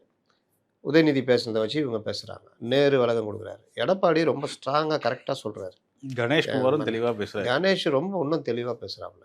இன்னும் 2 மிதிச்சாப்புல. வன்னியர் செஞ்சா அப்படி இப்படி. ஏங்க டிவி டிபேட்டுன்றது அது டிவி டிபேட் சட்டமன்றம் யாராவது ஞாபகப்படுத்தணும் சொல்லுங்க. போல இருக்கு. டிவி டிபேட்டில் பேசுகிற மாதிரியே பேசிக்கிறாங்க. முத்தலாக்கெல்லாம் பல தடவை நம்ம பேசிட்டோம். அது இஸ்லாமியர்களுக்கான நல்ல சட்டங்க அது. இஸ்லாமிய பெண்களுக்கான பாதுகாப்பு. ஒவ்வொரு பெண்ணை பத்த அப்பனுக்கும் தெரியும் அது. பட் நீ உக்காந்துட்டு ஃபோனில் தலாக் தலாக் தலாக்குன்னா கம்ப்ளைண்ட் உதத்தி உள்ளே வச்சுருவான். முத்தலாக்லேயே இஸ்லாமிய என்ன சொல்லுது? 1 வருஷம் ஆகிடும் தலாக் வாங்குறதுக்கு. நீ உக்காந்து வாட்ஸ்அப்பில் தலாக் அனுப்புறது, ஃபோனில் சொல்கிறது, இதுக்கு எதிரான சட்டம். திருட்டு பயலுக்கு எதிரான சட்டம் தானேங்க அது. ஆமாம். நீ இஸ்லாமிய பெண்களை கட்டிக்கிட்டு நீ வந்து தலாக் தலாக் தலான்ட்டு போனோன்னா சட்டையை பிடிச்சி இழுத்துக்குவா. என்ன தலாக் தலாக் தலா எங்கள் மார்க்கத்தில் இருக்குது. உங்கள் மார்க்கத்தில் என்ன இருக்குது? ஒவ்வொரு தலாக்கும் நடுவில் 3 மாதம் இருக்குது. 1 வருஷம் ஜமாத்தில் வச்சு பேசணும். நீ இன்னும் செல்ஃபோனில் வாட்ஸ்அப்பில் மெசேஜ் அனுப்புகிற. என்னடா மதத்தை தவறாக பயன்படுத்துகிறேன் 4 சாத்தி உள்ளே வச்சு வைக்கிற. அது நல்ல சட்டமா இல்லையா? நிச்சயமா நல்ல சட்டம். அப்புறம் என்ன? இவருக்கு என்ன தெரியும் வன்னியரசுக்கு? வளர்றது எதையாவது. இதில் எங்கள் தலைவர் அவர் கணேஷ் செஞ்சாப்புல உங்கள் தலைவர் திருமாவளவன் தான் ஃபேர் டீலிமிட்டேஷன் கேட்டார் போ அப்படின்னு. நீ யாரையோ காப்பாற்று. யாரை காப்பாற்று? நாங்கள் யாரை காப்பாற்றணும்? நீ தான் மாற்றி மாற்றி மாற்றி பேசி மாற்றி கட்சியை காப்பாற்றுறதுக்காக. அடுத்து காங்கிரஸ் கேசி வேணுகோபால் என்ன கேட்டார்? நீங்கள் இங்கே என்ன பேசினுக்கிறீங்க? இது பார்த்தீங்களா? கேசி வேணுகோபால் தான் அங்கே கேட்குறது. ஆனால் அந்த காங்கிரஸ் இங்கே தலையை கழுவுது, மண்டையை கழுவுது. தாவேக்காவை இன்னும் அவர் ராஜேஷ்குமார் ஆயிடுச்சு. அவர் பெரிய ஆக சிறந்த அரசியல் மேதை வந்து அப்படி இப்படின்னு. நல்ல வேலை அந்த அவர் இந்த இன்னொருத்தர் இருக்கிற விஸ்வநாதன் அவருக்கு தெரியாத போல விஷயம். என்ன ஒரு நியாய தர்மம் வேணால் இன்றைக்கி சிதம்பரம் போட்டிருக்காரு. 543 ஃப்ரீஸ் பண்ணுற தமிழக சட்டமன்ற தீர்மானம் தான் காங்கிரஸ் உடைய இதுவும். அப்போ கேசி வேணுகோபால் யார்? அமெரிக்க அதிபர் ட்ரம்புடைய ஆலோசகரா அவர்? காங்கிரஸ் பொதுச் செயலாளர் தானே, எம்பி தானே, அவர் தானே பேசினார். காங்கிரஸ் சார்பாக தானே பேசினார். அப்புறம் என்ன? ஃபேர் டீலிமிட்டேஷனுக்கு தானே பார்லிமெண்ட்டை சம்பிக்க வச்சு வெளியில் வந்து போராட்டம் நடத்துனீங்க. ஆமாம். அப்புறம் இன்றைக்கி என்ன தெரியுதா? இவங்கள்ட்டுக்குள்ளே இருக்கிற குழப்பம் தாவேகா தொண்டர்களுக்கு புரிஞ்சுக்கணும். தாவேகாவை கெட்ட பேர் வாங்க வைக்கிற வேறு எல்லா வேலையும் பண்ணுறாங்க. நேற்று தான் பாராட்டி பேசினோம், விஜய் அவர்கள் கரெக்டாக ஸ்டாண்ட் எடுத்திருக்காரு அப்படின்ட்டு. கரெக்டில் பார்த்தா இன்னைக்கு ஆமாங்க, அவர் எடுத்த ஸ்டாண்டு கரெக்ட். அதில் அது இல்லைன்னு நீங்கள் மறுக்கிறாங்க. நாங்கள் அப்படி பேசவே இல்லை. எங்கள் தலைவர் இன்னும் பேசாமல் பார்த்துட்டு தானே இருக்காரு. ஆமாம், அவருக்கு என்ன ஆகுது? யாரும் நம்ம சண்டை போட்டுக்கிறாங்க பார்த்தோம், அவ்வளோதான். எப்போவாது நம்ம அடிப்போம் அப்படின்னு. அதனால் உளறல் தள்ளுறது. எந்த கேள்விக்கும் பதில் இருக்காது. வாத வச்சுனாவே இங்கே வாங்க 543 ரைட்டு ஃப்ரீஸ் பண்ணணும், பண்ணிடலாம். 25 வருஷம் பொறுத்து என்ன பண்ணலாம் சொல்லுங்கள். அப்போ தமிழ்நாட்டு மக்கள் தொகை வந்து உத்தரப்பிரதேசத்தில் கூடிடுமா? 20 வருஷம் எல்லாம் 5 குழந்தை பெற்றுக்குவாங்களா? கல்யாணமே பண்ண மாட்டேன்னு தெரிஞ்சுன்னுக்கிறான். முன்னையாவது கல்யாணம் பண்ணி குழந்தை பெற்றுக்குவான். இப்போ கல்யாணமே வேணான்றான். ஏன்? ஐயா பெரிய தொல்லைங்க. வாழ்க்கை என்ன நிச்சயம்? வாழ்க்கை அது வாட்டில் ஓடிக்கிட்டு இருங்கய்யா. நீ ஓடிக்கிட்டே இரு. நீங்கள் இளையராஜாவை பெறும்போது அவங்க அம்மா என்ன நினச்சிருப்பாங்க? ஓபிஎஸ் உடைய அம்மா என்ன நினச்சிருப்பாங்க? தயிர் விற்றுருந்தாங்களாம். நீங்கள் ஓபிஎஸ் இல்லாத சொத்தா? யாரை நீங்கள் என்ன பண்ணுவீங்க? ஏன் நம்ம முதல்வர் விஜயை பெறும்போது ஒரு அசிஸ்டன்ட் டைரக்டர் கூட இடம் பிடிக்க முடியாமல் தடுமாறிட்டு இருந்தார் எஸ்ஏ சந்திரசேகர். 2வது குழந்தை பிறந்தப்போ தங்கச்சி இறந்து போச்சே, ஸ்கூட்டரில் வச்சு போகும்போது ஸ்கூட்டரில் போயின்னுக்கிறாரு. ஜெய்சங்கர் நடிகர் பார்த்துட்டு ஏய் சந்திரசேகர் நில்லு அப்படின்ட்டு, நான் என்ன எங்கே போகிறேன் இந்த மாதிரி வெளியே என்னையா ஸ்கூட்டரில் இந்த மாதிரி போகிற ஆபத்தான இதாச்சு அது அந்த காலத்துலேயே. இப்போ போனால் நீ வா நாளைக்கு வா நான் காரில் போயா அப்படி இப்படின்ட்டு காரு கொடுத்து நீ சாவியை கொடுத்து நீ பணத்தை கொடுத்தா வாங்கிவின்றியா? ரைட் மொல்லமாக கூட கொடுப்போம் அப்படின்னு அனுப்பிச்சிச்சான். அவரே சொல்லியிருப்பார் பேட்டியில். அன்னைக்கு விஜய் பிறந்தது எங்கன்றீங்க? எங்கே? Egmore hospital, government hospital. எக்மோரில் இருக்கிற மகப்பேறு மருத்துவமனை. அங்கே அதுக்கு அதான் நான் அவரோட சொல்லியிருப்பேன். அவர் அங்கே போவார், அந்த இதுக்கு இது கொடுப்பார். அவர் பிறந்தநாள் அன்னைக்கு அவருக்கு ஒரு டச் இருக்குது மகப்பேறு மருத்துவமனை. இப்போ கூட போனாரே, போய் உக்காந்தார் தெரியுமா? ஆமாம். ஏன்னா அந்த மாதிரி ஏதோ முதல்வர் மாதிரி இவர் ஏதோ நோயாளி மாதிரி உட்காந்தார். கல்யாண்ஜி அவர்கள் ஒரு கவிதையில் சொல்லியிருப்பார் சார், இன்னும் எதுவும் தாமதமாகி விடவில்லை, இப்போது இந்த இடத்துல இருந்து ஆரம்பித்தால் கூட இன்னும் எவ்வளோ உயரங்களுக்கு போய்விட முடியும். எம்ஜிஆர் 42 வயசில் ஆரம்பிக்கிறார் ஹீரோ. 42 வயசு ஹீரோவை நடிக்கும்போது அவர் 19 வயசில் நடிச்சிட்டு இருக்காரு. ஹீரோ அவர் கதையெல்லாம் நான் என் பிறந்தன் எழுதியிருப்பார். அவ்வளோ இருக்கும், அவ்வளோ போராட்டம். 42 வயசில் ஆரம்பிக்கிறாரு. அவர் நான் ஐயோன்னு விட்டார். 50 வயசுலலாம் முன்னணி நடிகர். மனோகர் ஐக்னு ஒருத்தர் இருந்தார் ம். வெஸ்ட் பெங்காலில். 65 வயசில் பாடி பில்டிங் அவர் உடம்பு. ஆள் பார்த்தீங்கன்னா 4.5 அடி தான் இருப்பார். அதை அப்போ வந்து ஒருத்தர் பார்த்துட்டு இந்த கழுத்துக்கு கீழே அவங்க வயசு 30க்கு மேலே மதிக்க முடியாது. அந்த மாதிரி இதுன்னு. தலைக்கு மேலே பார்த்தீங்கன்னா அவருக்கு தெரியும். இந்த மாதிரி பலர் சொல்லிக்கிட்டே போகலாங்க. அதனால் அதெல்லாம் மேட்ரு இல்லை. கலைஞர் இல்லையாங்க 70 வயசில் தான் அவர் சிஎம்மெல்லாம் இருந்திருக்காரு. நடைமுறை சாத்தியம் எதுவோ அதை ஏற்றுக்கிறது தான் கரெக்டாக இருக்கும். நம்ம வந்து அகில இந்திய லெவலில் பார்க்கும்போது ஒரு ஸ்டேட்டே கிடையாது. இந்த ஆதவ அர்ஜுனா உணர்ச்சி வசப்பட்டு பேசுகிற மாதிரி நம்ம எதிர்ப்பு தெரிவிச்சிட்டா, கலைஞர் சொன்ன மாதிரி நம்ம எதிர்ப்பு தெரிவிச்சிட்டா அவங்க பயந்து போய் அப்படிலாம் பண்ணுறதெல்லாம் கிடையாது. அந்த மாதிரி எந்த இதுவும் கிடையாது. அப்படின்னா நீட்டு வராமல் இருந்துருக்கணுங்க. நீங்கள் தானே தமிழ்நாடு எதிர்ப்பு தெரிவிச்சதில்ல? நீட்டு வராமல் போச்சா? இல்லை மற்ற மாநிலங்களை ஏற்றுக்கலையா? நீங்கள் என்னானாலும் சரி, நான் ஒன்று சொல்கிறேன். இவங்க இப்படிலாம் போட்டு உழப்பிட்டு இருந்தாலும் அகில இந்திய லெவலில் பெரிய எதிர்ப்பு வரும்போது ஃபேர் டீலிமிட்டேஷன் நோக்கி தான் நகரும். நிச்சயமா. அதனால் அதில் மாற்றம் கிடையாது. சரி, அப்புறம் இன்னைக்கு நிறையா அந்த சண்டையெல்லாம் போச்சே சார். அடுத்து CTR வரேன். versus உதயநிதி. உதயநிதி வந்து நான் திரும்ப திரும்ப சொல்லிகிட்டு இருக்கிறேன். அவர் வந்து ஒரு எதிர்க்கட்சி தலைவர் அந்தஸ்துக்குரிய ஒரு மெச்சூரிட்டி இல்லாமல் நீங்கள் நடக்கிறதே 15 நாள் 20 நாள் தான் சட்டசபை. அதில் லீவு வந்துட்டு இந்த பசங்க ஆரம்பிப்பான்ல, ஏய் நேற்று நான் இல்லாதப்போ ஏதோ பேசினியாமே அப்படின்னு. அது மாதிரி தான் ஆரம்பிக்கிறார் அவர். நான் இல்லாதப்போ பேசுகிறாரு. முதல்வர் வந்து டேபிள் நேற்று ஆர்எஸ் பாரதி பேச்சை கேட்டிருப்பாரு. நாங்கள் மிசாவையே பார்த்தவர்கள், மிசா தான் உங்களை பார்த்துச்சு. புரியுதா? மிசா தூக்கி உள்ளே வச்சாங்க. பார்த்தவர்கள் என்னம்மா ஃபைலுன்றியாமே, நீ ஓப்பன் பண்ண, நாங்கள் என்ன பண்ணுறோம் பாருன்னு. இவருக்கு எதாவது காண்டு இருக்குன்னு நினைக்கிறேன். நம்மளை எம்எல்ஏ ஆகி மந்திரி ஆகாமல் தலைவர் நேற்று வந்தவன் வெளியிலேருந்து வந்தவனெல்லாம் மந்திரி ஆகி தியாகின்னாரு. இதாண்டா சான்ஸுன்னு சொல்லிட்டு, ஏய் உன்னால் முடிஞ்சா ஓப்பன் பண்ணுறா ஃபைலை, உன்னால் முடிஞ்சா கைது பண்ண பார்ப்போம் அப்படின்றாரு. அப்படின்னா வாடா வாடான்ற மாதிரி, சண்டைக்கு வா. நீ தான் தைரியமான ஆளாச்சே, இது பண்ணுப்பா அப்படின்ற மாதிரி. சரி சார், அந்த ஒரு விவகாரத்தில் உங்கள்கிட்ட ஃபைல் இருக்கு, எல்லா விஷயமும் தெரியும், விவரம்லாம் இருக்கு, நடவடிக்கை ஏன் எடுக்கல தாவேக்கா? அது தனி சப்ஜெக்ட் வர்றேன். அப்போ இவர் இன்னைக்கு வந்துட்டு அப்படியே ஆரம்பிக்கிறார். அது சவால் விட்றேன், ஓப்பன் சவால் விட்றேன் அப்படி இப்படின்ட்டு. சினிமா வசனம்லாம் எங்கள் சினிமாவில் அடிக்கிற பஞ்ச் டைலாக்லாம் எங்கே பேசக்கூடாதுன்றார். வம்பு இருக்கிறார்.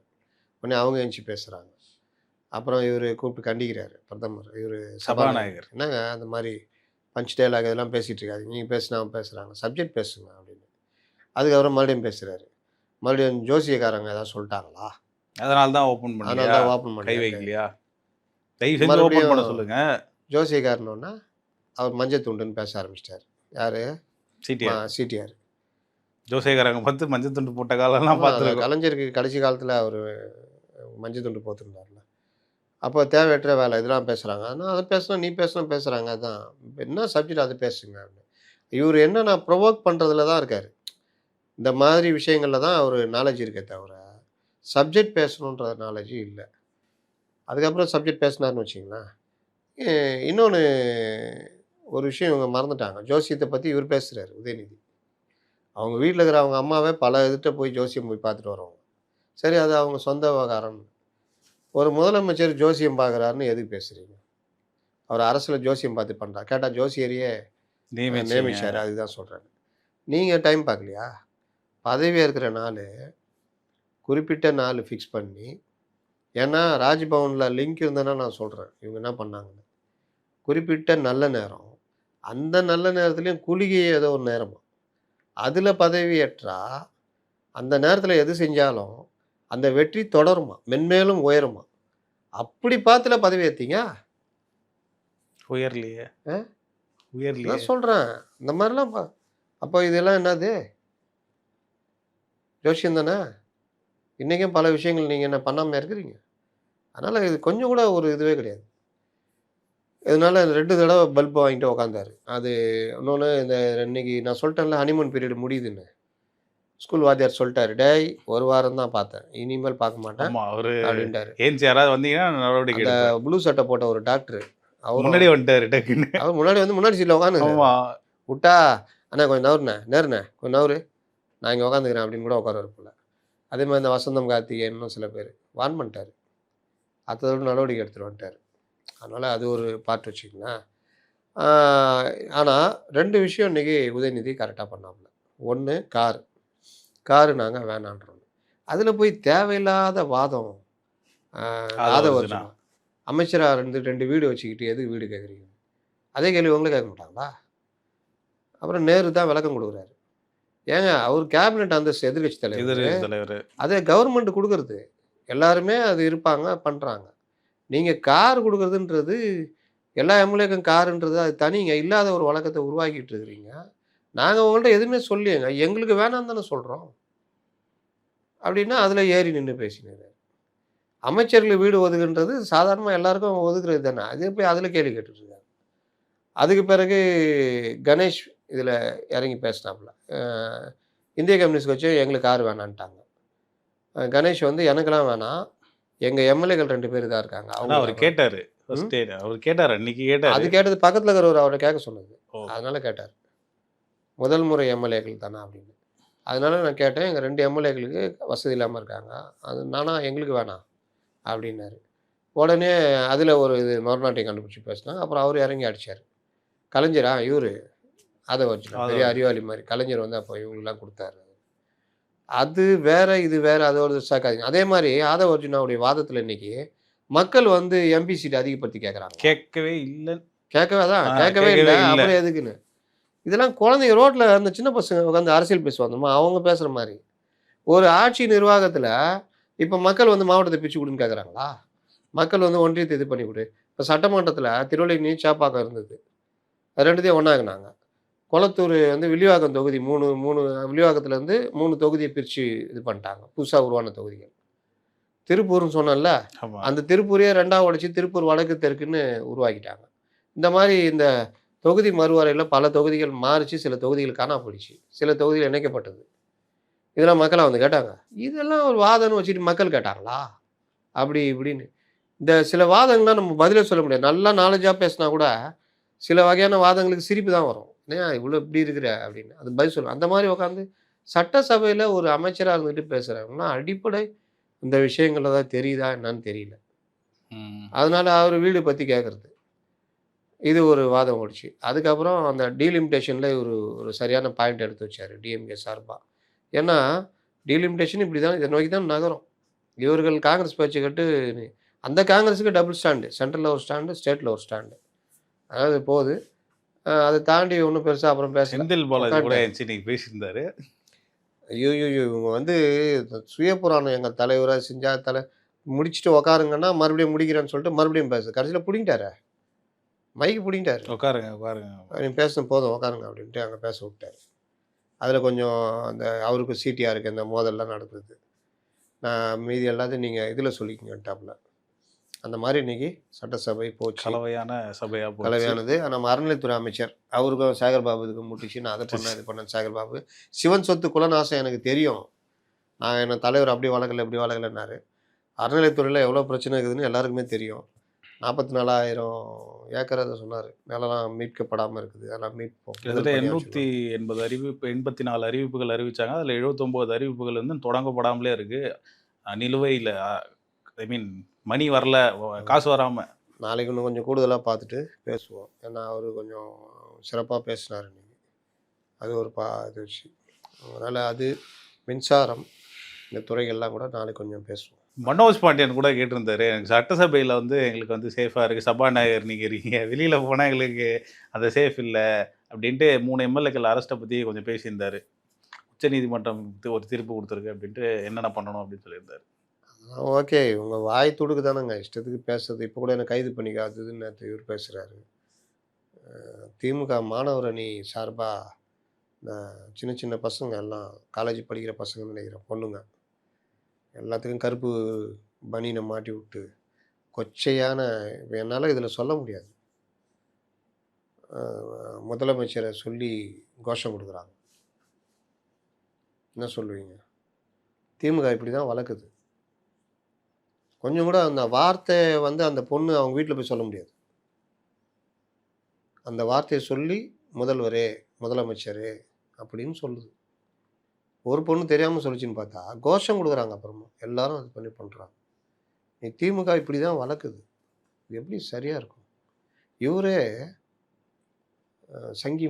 சங்கி அமைச்சர் சாரி சட்ட அமைச்சர்ன்றார். இதெல்லாம் வெளியில ரோட்ல எங்கேயாவது வச்சீங்கன்னா மேடையில அவரும் வச்சுக்கணும். அதுக்கு முன்னாடி ஏதோ சொன்னார். அவரு அப்புறம் அவர் கரூர் கடுப்பாயிட்டார்ல. கம்பெனி 3 இல்ல மணி நேரம் அதுக்கு முன்னாடி பாத்ரூம்ல கரூர் உட்காந்து கம்பெனி அப்படின்னு சொல்லி அதுக்கு மன்னிச்சிருங்க அப்படின்னு சொன்னதுக்கப்புறம் தான் அவர் சொன்னதா நினைக்கிறேன். கரூர் கம்பெனின்னு அவர் அவர் ஆரம்பிச்சாருல்ல. ஆரம்பிச்சு அவர் அதான் இந்த மாரி தான் சட்டசபைக்குரிய மாண்புகள பத்தி காப்பாத்த மாட்டேங்குது. தாவேகா கொஞ்சம் கொஞ்சமா அதோட டிக்னிட்டியை இழக்குதா? தாவேகாவும் இவங்களுக்கு ஈக்குவலா பதில் சொல்றேன்ற பேர்ல அத பண்ணிட்டு இருக்கிறாங்க. இன்னொன்னு அவங்க அந்த இதுல அவங்க அதிகமா பேசுறாங்க. அதுக்கப்புறம் அது இது மாரி இப்படியே போகுது. ஜனங்க பார்த்துட்டு இருக்காங்கங்க. அது ரொம்ப முக்கியம். நீங்க என்ன விவாதம் பண்ணுங்க, என்ன பண்ணுங்க. அத முறையா பண்ணிட்டு இருக்கணும். முறை இல்லாமல் பண்ணா அது நல்லா இருக்காது. அதிகம் பேசினாலும் ஜனங்க நான் பேசின பல பேரும் அதிகம் பேசுகிற அமைச்சர்களை சரியில்லங்க அப்படின்றாங்க. முறையா பேசுறவங்கள இது கரெக்ட்டுன்ற மாரி சொல்றாங்க. அதே மாரி உணவுத்துறை அமைச்சர் நேத்து பேசினதுல இன்னைக்கு கொஞ்சம் பேரு நம்ம தினகரன் ராஜாமணின்னு பத்திரிக்கையாளர். ரொம்ப டீசென்ட்டா இருக்கும் கட்டுரைகள் இதெல்லாம். அதுல அவரு வந்து இந்த அரிசி இந்த மாரி இதெல்லாம் சப்ளைல வந்து மக்களுக்கு நல்ல அரிசி குடுக்கணும்னு கவர்மெண்ட் குடுக்குதுல்ல. அந்த அரிசிய வெளி சந்தையில மாத்தி விட்டு, வர்ற அந்த ஏற்கனவே இருக்கிற அந்த அரிசிய வாங்கி அத பாலிஷ் பண்ணி குடுக்குற ஏற்பாடுலாம் நடக்குது. இது ஒரு கூட்டா பண்றாங்கன்ற மாரிலாம். இவங்கலாம் அமைச்சர்கள் ஆய்வுன்னு போறாங்கல்ல. இந்த மாரி போற இடங்கள்லாம் அதிகாரிகள் சொல்லிட்டு போனா அழகா செட் பண்ணி வச்சிருப்பாங்க. இவர்களும் பார்த்துட்டு வந்து அவங்க குடுக்குற அறிக்கைய படிக்கிறாங்க. இத தானே போன கவர்மெண்ட்லயும் பண்ணாங்க. இப்படி பண்ணா முட்டு சந்து தான். ம். அவரு இதுல நல்லா பச்சையா தெரியுது. வெங்கட்ராமன் நேத்து பேசும்போதெல்லாம். பச்சையா தெரியுது. இவரு போற இடத்துல சும்மா அப்படி பார்த்துட்டு, அதிகாரிகள் சொல்றத கேட்கணும். அவர் ஆய்வுலயும் அப்படிதான் பார்த்தோம். அதெல்லாம் வச்சிருந்தா உங்கள 2, 3 மாசத்துல ஒரு வழி பண்ணி விட்டுருவாங்க உங்கள. நேத்து அரிசி மேட்டர் பேசியிருந்தாங்க. நான் கூட அத சரியா பேசாம விட்டேன். பலரும் சொல்ட்டாங்க. ரேஷன் அரிசி சாப்பிட்டாலாம் சுகர்லாம் குறையாது. முதல்ல அரிசி சாப்பிட்டா சுகர் குறையாது. தெரியும்ல. மாவு ஆமா. மாவு சத்து. ஆமா. அப்புறம் என்ன அரிசியில ரேஷன் அரிசி, அந்த அரிசி. அதனால கூட 4 வண்டு வரும்னு நெனைக்கிறேன். அந்த வண்டு கிண்டு சாப்பிட்டா கொஞ்சம் புரோட்டீன் கிடைக்கும்னு நெனைக்கிறேன். மத்தபடி வேற எதுவும் கிடையாது. அதனால அது தப்பான தகவலு அப்டின்னாங்க. யாரோ ஏமாத்திக்கிறாங்க வடிவேல் மாரி டாக்டருங்க. அது ஒண்ணு. லைவ் ரிலே பத்தி இன்னைக்கு உதயநிதி திரும்ப திரும்ப சொன்னாங்க. என்னடான்னு விசாரிச்சா, திமுகவினர்னால செயல்பட முடியலையாம். ரீல்ஸா போட்டுட்டு தள்ளிட்டு இருக்காங்களாம். என்னங்க பாயிண்ட்டே உங்களுக்கு இதாக மாட்டேங்குது. இவர்களுடைய வழக்கமான ஸ்டைல்ல எதுவுமே பண்ண முடியலங்க. இறங்கி வர்றது, கைய ஓங்குறது, அடிக்கிறது, முறைக்கிறது, அது இது ஒரு மாரி பண்ணுவாங்க. அது எதுவுமே பண்ண முடியல. கேமரா பார்த்துக்கிட்டு இருக்குதுன்னு. 2வது இவர்கள் இன்எஃபிஷியன்ட்டுன்னு பல தடவ சப்ஜெக்ட் நாலேட்ஜ் இல்ல. மாட்டிட்டு முழிக்கிறாங்க அப்படின்னு. காவிரி இஷ்யூ எடுத்து பேசுனா, என்னங்க அது ஒரு பிரதமர் கேட்டா வேற என்னங்க பண்ணுவாரு முதல்வர்? இப்படி தான் சமாளிக்கிற மாரி இருக்குது. இன்னும் பல விஷயங்கள் கேட்கும்போது பதிலே சொல்ல முடியல. அந்த பிரபு கேட்டார்ல, 13,000 கோடி 13,000 டன்னு ஜல்லி. ஆனா ஆனா 87,000 கோடி 87,000 ஜல்லி இருந்தது. யூஸ் பண்ணியிருக்காங்கன்னு. அதெல்லாம் பதிலே சொல்ல முடியலையே. இப்ப இந்த மாரி விவகாரங்கள்லாம் அதுக்கு தான் இப்படி வர்றாங்க. நீங்க லைவ் ரிலே பண்ணதுனால தான் பிரச்சனை அப்படி இப்படின்னு. லைவ் ரிலே பத்தி பேசும்போது, உலகத்திலேயே முதல்ல லைவ் ரிலே நாங்க தான் பண்ணோம். எனக்கு ஆச்சரியமாயிருச்சு. என்னடா பண்ணாருன்னு. கேள்வி நேரத்த லைவ் ரிலே பண்ணாங்க. 10 கேள்வியோ சம்திங் ஏதோ சொன்னாரு. ஏன் கேள்வி நேரம் மேட்டரே கிடையாது. நீ கேள்வி குடுத்தா 10 நாள் அந்த அமைச்சருக்கு போயி எல்லாம் வாங்கி, அத எங்கள்ட்டயே குடுத்துருவாங்க. ரிப்போர்ட்டருங்கள்ட்டயே கேள்வி நேரத்தில இந்தந்த கேள்வி கேட்கப்படும். இவரு பதில் சொல்லுவாருன்னு குடுத்துருவாங்க. அது ஒரு பிரிண்ட் எடுத்து அத போய் லைவ் குடுத்தாராம். நீங்க குடுத்த லைவ்லாம் நாங்க பார்க்கல. ஸ்டாலின் பேசுவாரு. அடுத்து பார்த்தா தடங்களுக்கு வந்து இருக்கும். ஏன்னா, அவரு பேசியிருப்பாரு எடப்பாடி. மறுபடியும் ஸ்டாலின காமிப்பாங்க. டப்புன்னு கட் ஆயிடும். எதிர்க்கட்சி பக்கம் திரும்ப கூட மாட்டாங்க கேமராவ. இன்னைக்கு எதிர்க்கட்சிகள் பண்ற இந்த திமுக பண்ற துள்ளிக்கிட்டு வரதெல்லாம் காட்ட மாட்டான். அதுவும் பாருங்க, இந்த டிஐபிஆர் அதிகாரிகள் திமுகவுக்கு எப்படி சாதகமா இருக்காரு பாருங்க. நீங்க ராஜ்மோகன் திரும்ப திரும்ப சொல்லி, அப்படிக்கா திருப்பி அந்த காமிங்க, பக்கம் அப்படிக்கா திரும்புங்க. திருப்பி காமிங்கன்னு. இத்தனைக்கும் அவரு தான் அந்த துறை அமைச்சரு. சொல்லியே ஏனோ போனா போதுன்னு காமிக்கிறாங்க. எப்படி இருக்குது பாருங்க. நீங்க இன்னைக்கு கூட யார்ட்ட கேட்டாரு. அதிகாரிகள் வந்து திமுக ஆட்சியில இழுத்து போட்டுட்டு பண்ணுவாங்க, அது பண்ணுவாங்க, இது பண்ணுவாங்க. இங்க வந்து வேணும்னே பண்றாங்களா? அப்படின்னு. ஆமாம். அவர்களுக்கு என்ன லாபம்? இழுத்து போட்டு பண்ணா லாபம் இருந்தா ஓகே. எதுவுமே இல்லன்னா? அப்போ அந்த ஒரு இது இருக்குது. இன்னொன்னு இயல்பாகவே அந்த திராவிட அந்த ஒரு சார்பு மனநிலை. ப்ளஸ் இவர்களுக்கு ஒண்ணும் தெரியாது. நம்ம சொல்றத கேட்டு போவாங்க. எது நடக்கலன்னாலும் மிரட்ட கூட மாட்டாங்க. அப்போ அப்படியே இருக்கிறது. நீங்க கேட்டா நான் பண்றேன் அப்படின்ற மாதிரி. அதுதான் காரணம். ஒரே ஸ்கூல்ல ஒரு வாத்தியாரை பார்த்தா அதே கிளாஸில் இருக்கிற பசங்க பயப்படுவானுங்க. இன்னொரு வாத்தியார் வந்தா அவங்க பாட்டுல பாடம் நடத்துனா கூட பேசிக்கிட்டு இருப்பானுங்க. எந்திரிச்சு போவான், வருவான். நான் பயப்பட மாட்டான். அதே இன்னொரு வாத்தியார்னா பயப்படுவானுங்க. இந்த மாரி தான். அப்போ அந்த அதிகாரிகள் இந்த வேலையெல்லாம் பண்றது. நீங்க அந்த கேமரா பார்த்தீங்கன்னா, முதல்வர் கூட வைக்க மாட்டேங்கிறாங்கங்க. ஆமா. சபாநாயகருக்கு மட்டும் டைட் வைக்கிறாங்க. யாராவது உறுப்பினர் பேசினா அத காமிக்கிறாங்க. சைட்லேருந்து கத்துனா அந்த கேமரா அந்த சைடு திருப்புறதே இல்ல. அப்ப என்ன கதை இது? தொன போறீங்களா? அப்புறம் அந்த துறை அமைச்சரே சொன்ன பிறகு இன்னைக்கு தான் லைட்டா காமிக்கிறாங்க. அப்பதான் தெரியுது அந்த ப்ளூ அங்க சட்டை இவரு வந்து எங்க வராரு, வந்து முன்னாடி உட்கார்றாரு. வந்துட்டாரு. பார்த்துக்குங்க. இது எல்லாம் உதாரணம். அப்ப அந்த லைவ் வந்து கட் பண்ணுன்னு சொல்றது இதுக்கு தான். ஆனா அத வேற மாரி சொல்றாங்க. நீங்க லைவ்ன்னு. அதுல ஒரே ஒரு உண்ம, இன்னைக்கு ஊடகங்கள் பண்ணணும். பண்ண மாட்டேங்கிறாங்க. நான் நேத்தே சொன்னேன்ல, சபை குறிப்பிலிருந்து நீக்கப்பட்டதுன்னா, லைவ்ல போறது வேற விஷயம். நீக்கப்பட்டதுன்னு சொல்றத பத்திரிகைகள்ல எழுத மாட்டாங்க அந்த செய்திய. இந்த மாரி பேசுனாங்க. இப்ப இவரு இப்படி பேசுனாரு. பதிலுக்கு அவரு அந்த இவரு பேசினார்ல, அத எழுத மாட்டாங்க. ஆனா, இன்னைக்கு சேனல்கள் எல்லாம் மெயின் ஸ்ட்ரீம் மீடியாக்கள்லாம் சங்கி மங்கி அப்படி இப்படின்னு போட்டு, இன்னைக்கு தலைப்பு போட்டு 2 பேர் மோதுனத எழுதுவாங்க. போடுவாங்க. எடுத்து போடுவாங்க. நீ சபை குறிப்பு நீக்கப்பட்டதுன்னா லைவ்ல போயிடுச்சு ஓகே. ம். ஆனால் நீ தனி வீடியோவா, ரீல்ஸா எடுத்து போடுறது போடக்கூடாது. அத தான் அவரு உதயநிதி சொல்றாரு. அத எனக்கு புகாரா குடுங்க, முறையா குடுங்க நான் எடுக்கிறேன்றாரு. ஆனால் ஒரு அறிவிப்பே வெளியிடணும். சொல்ட்டாரு சபாநாயகர். நீக்கப்பட்டதுன்னா அத போடக்கூடாதுன்னு. அது தனியா ரீல்ஸ் எடுத்தோ, இல்ல எடுத்தோ போட்டா நடவடிக்கை எடுக்க சொல்லிட்டு. உரிமை குழுக்கு அனுப்புறோம்ன்னு. அது எல்லா மெயின் ஸ்ட்ரீம் மீடியாவும் அத போட்டுன்னு இருக்காங்க. நீங்க லைவ் வந்ததையே அப்புறம் கட் பண்ணி போடுறீங்களா? சபை குறிப்பு நீக்கப்பட்டத நீக்கிட்டு தான் போடணும். ம்.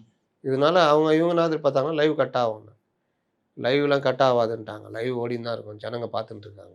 Super sir. ரொம்ப அழகா உங்க கருத்துக்கள பதிவு பண்ணீங்க. மீண்டும் ஒரு நேர்காணல்ல சந்திப்போம். நன்றி சார். இந்த வீடியோ உங்களுக்கு பிடிச்சிருக்கும்னு நம்புறோம். மேலும் இந்த மாரி பல விஷயங்கள தெரிஞ்சுக்க மைக்கேம் சேனலை தொடர்ந்து சப்ஸ்கிரைப் பண்ணி எங்களுக்கு ஆதரவு கொடுங்க. மைக்கேம் என்டர்டெயின்மென்ட் சேனலையும் தொடர்ந்து பார்த்துட்டு வாங்க. அடுத்த வீடியோல சந்திப்போம். நன்றி.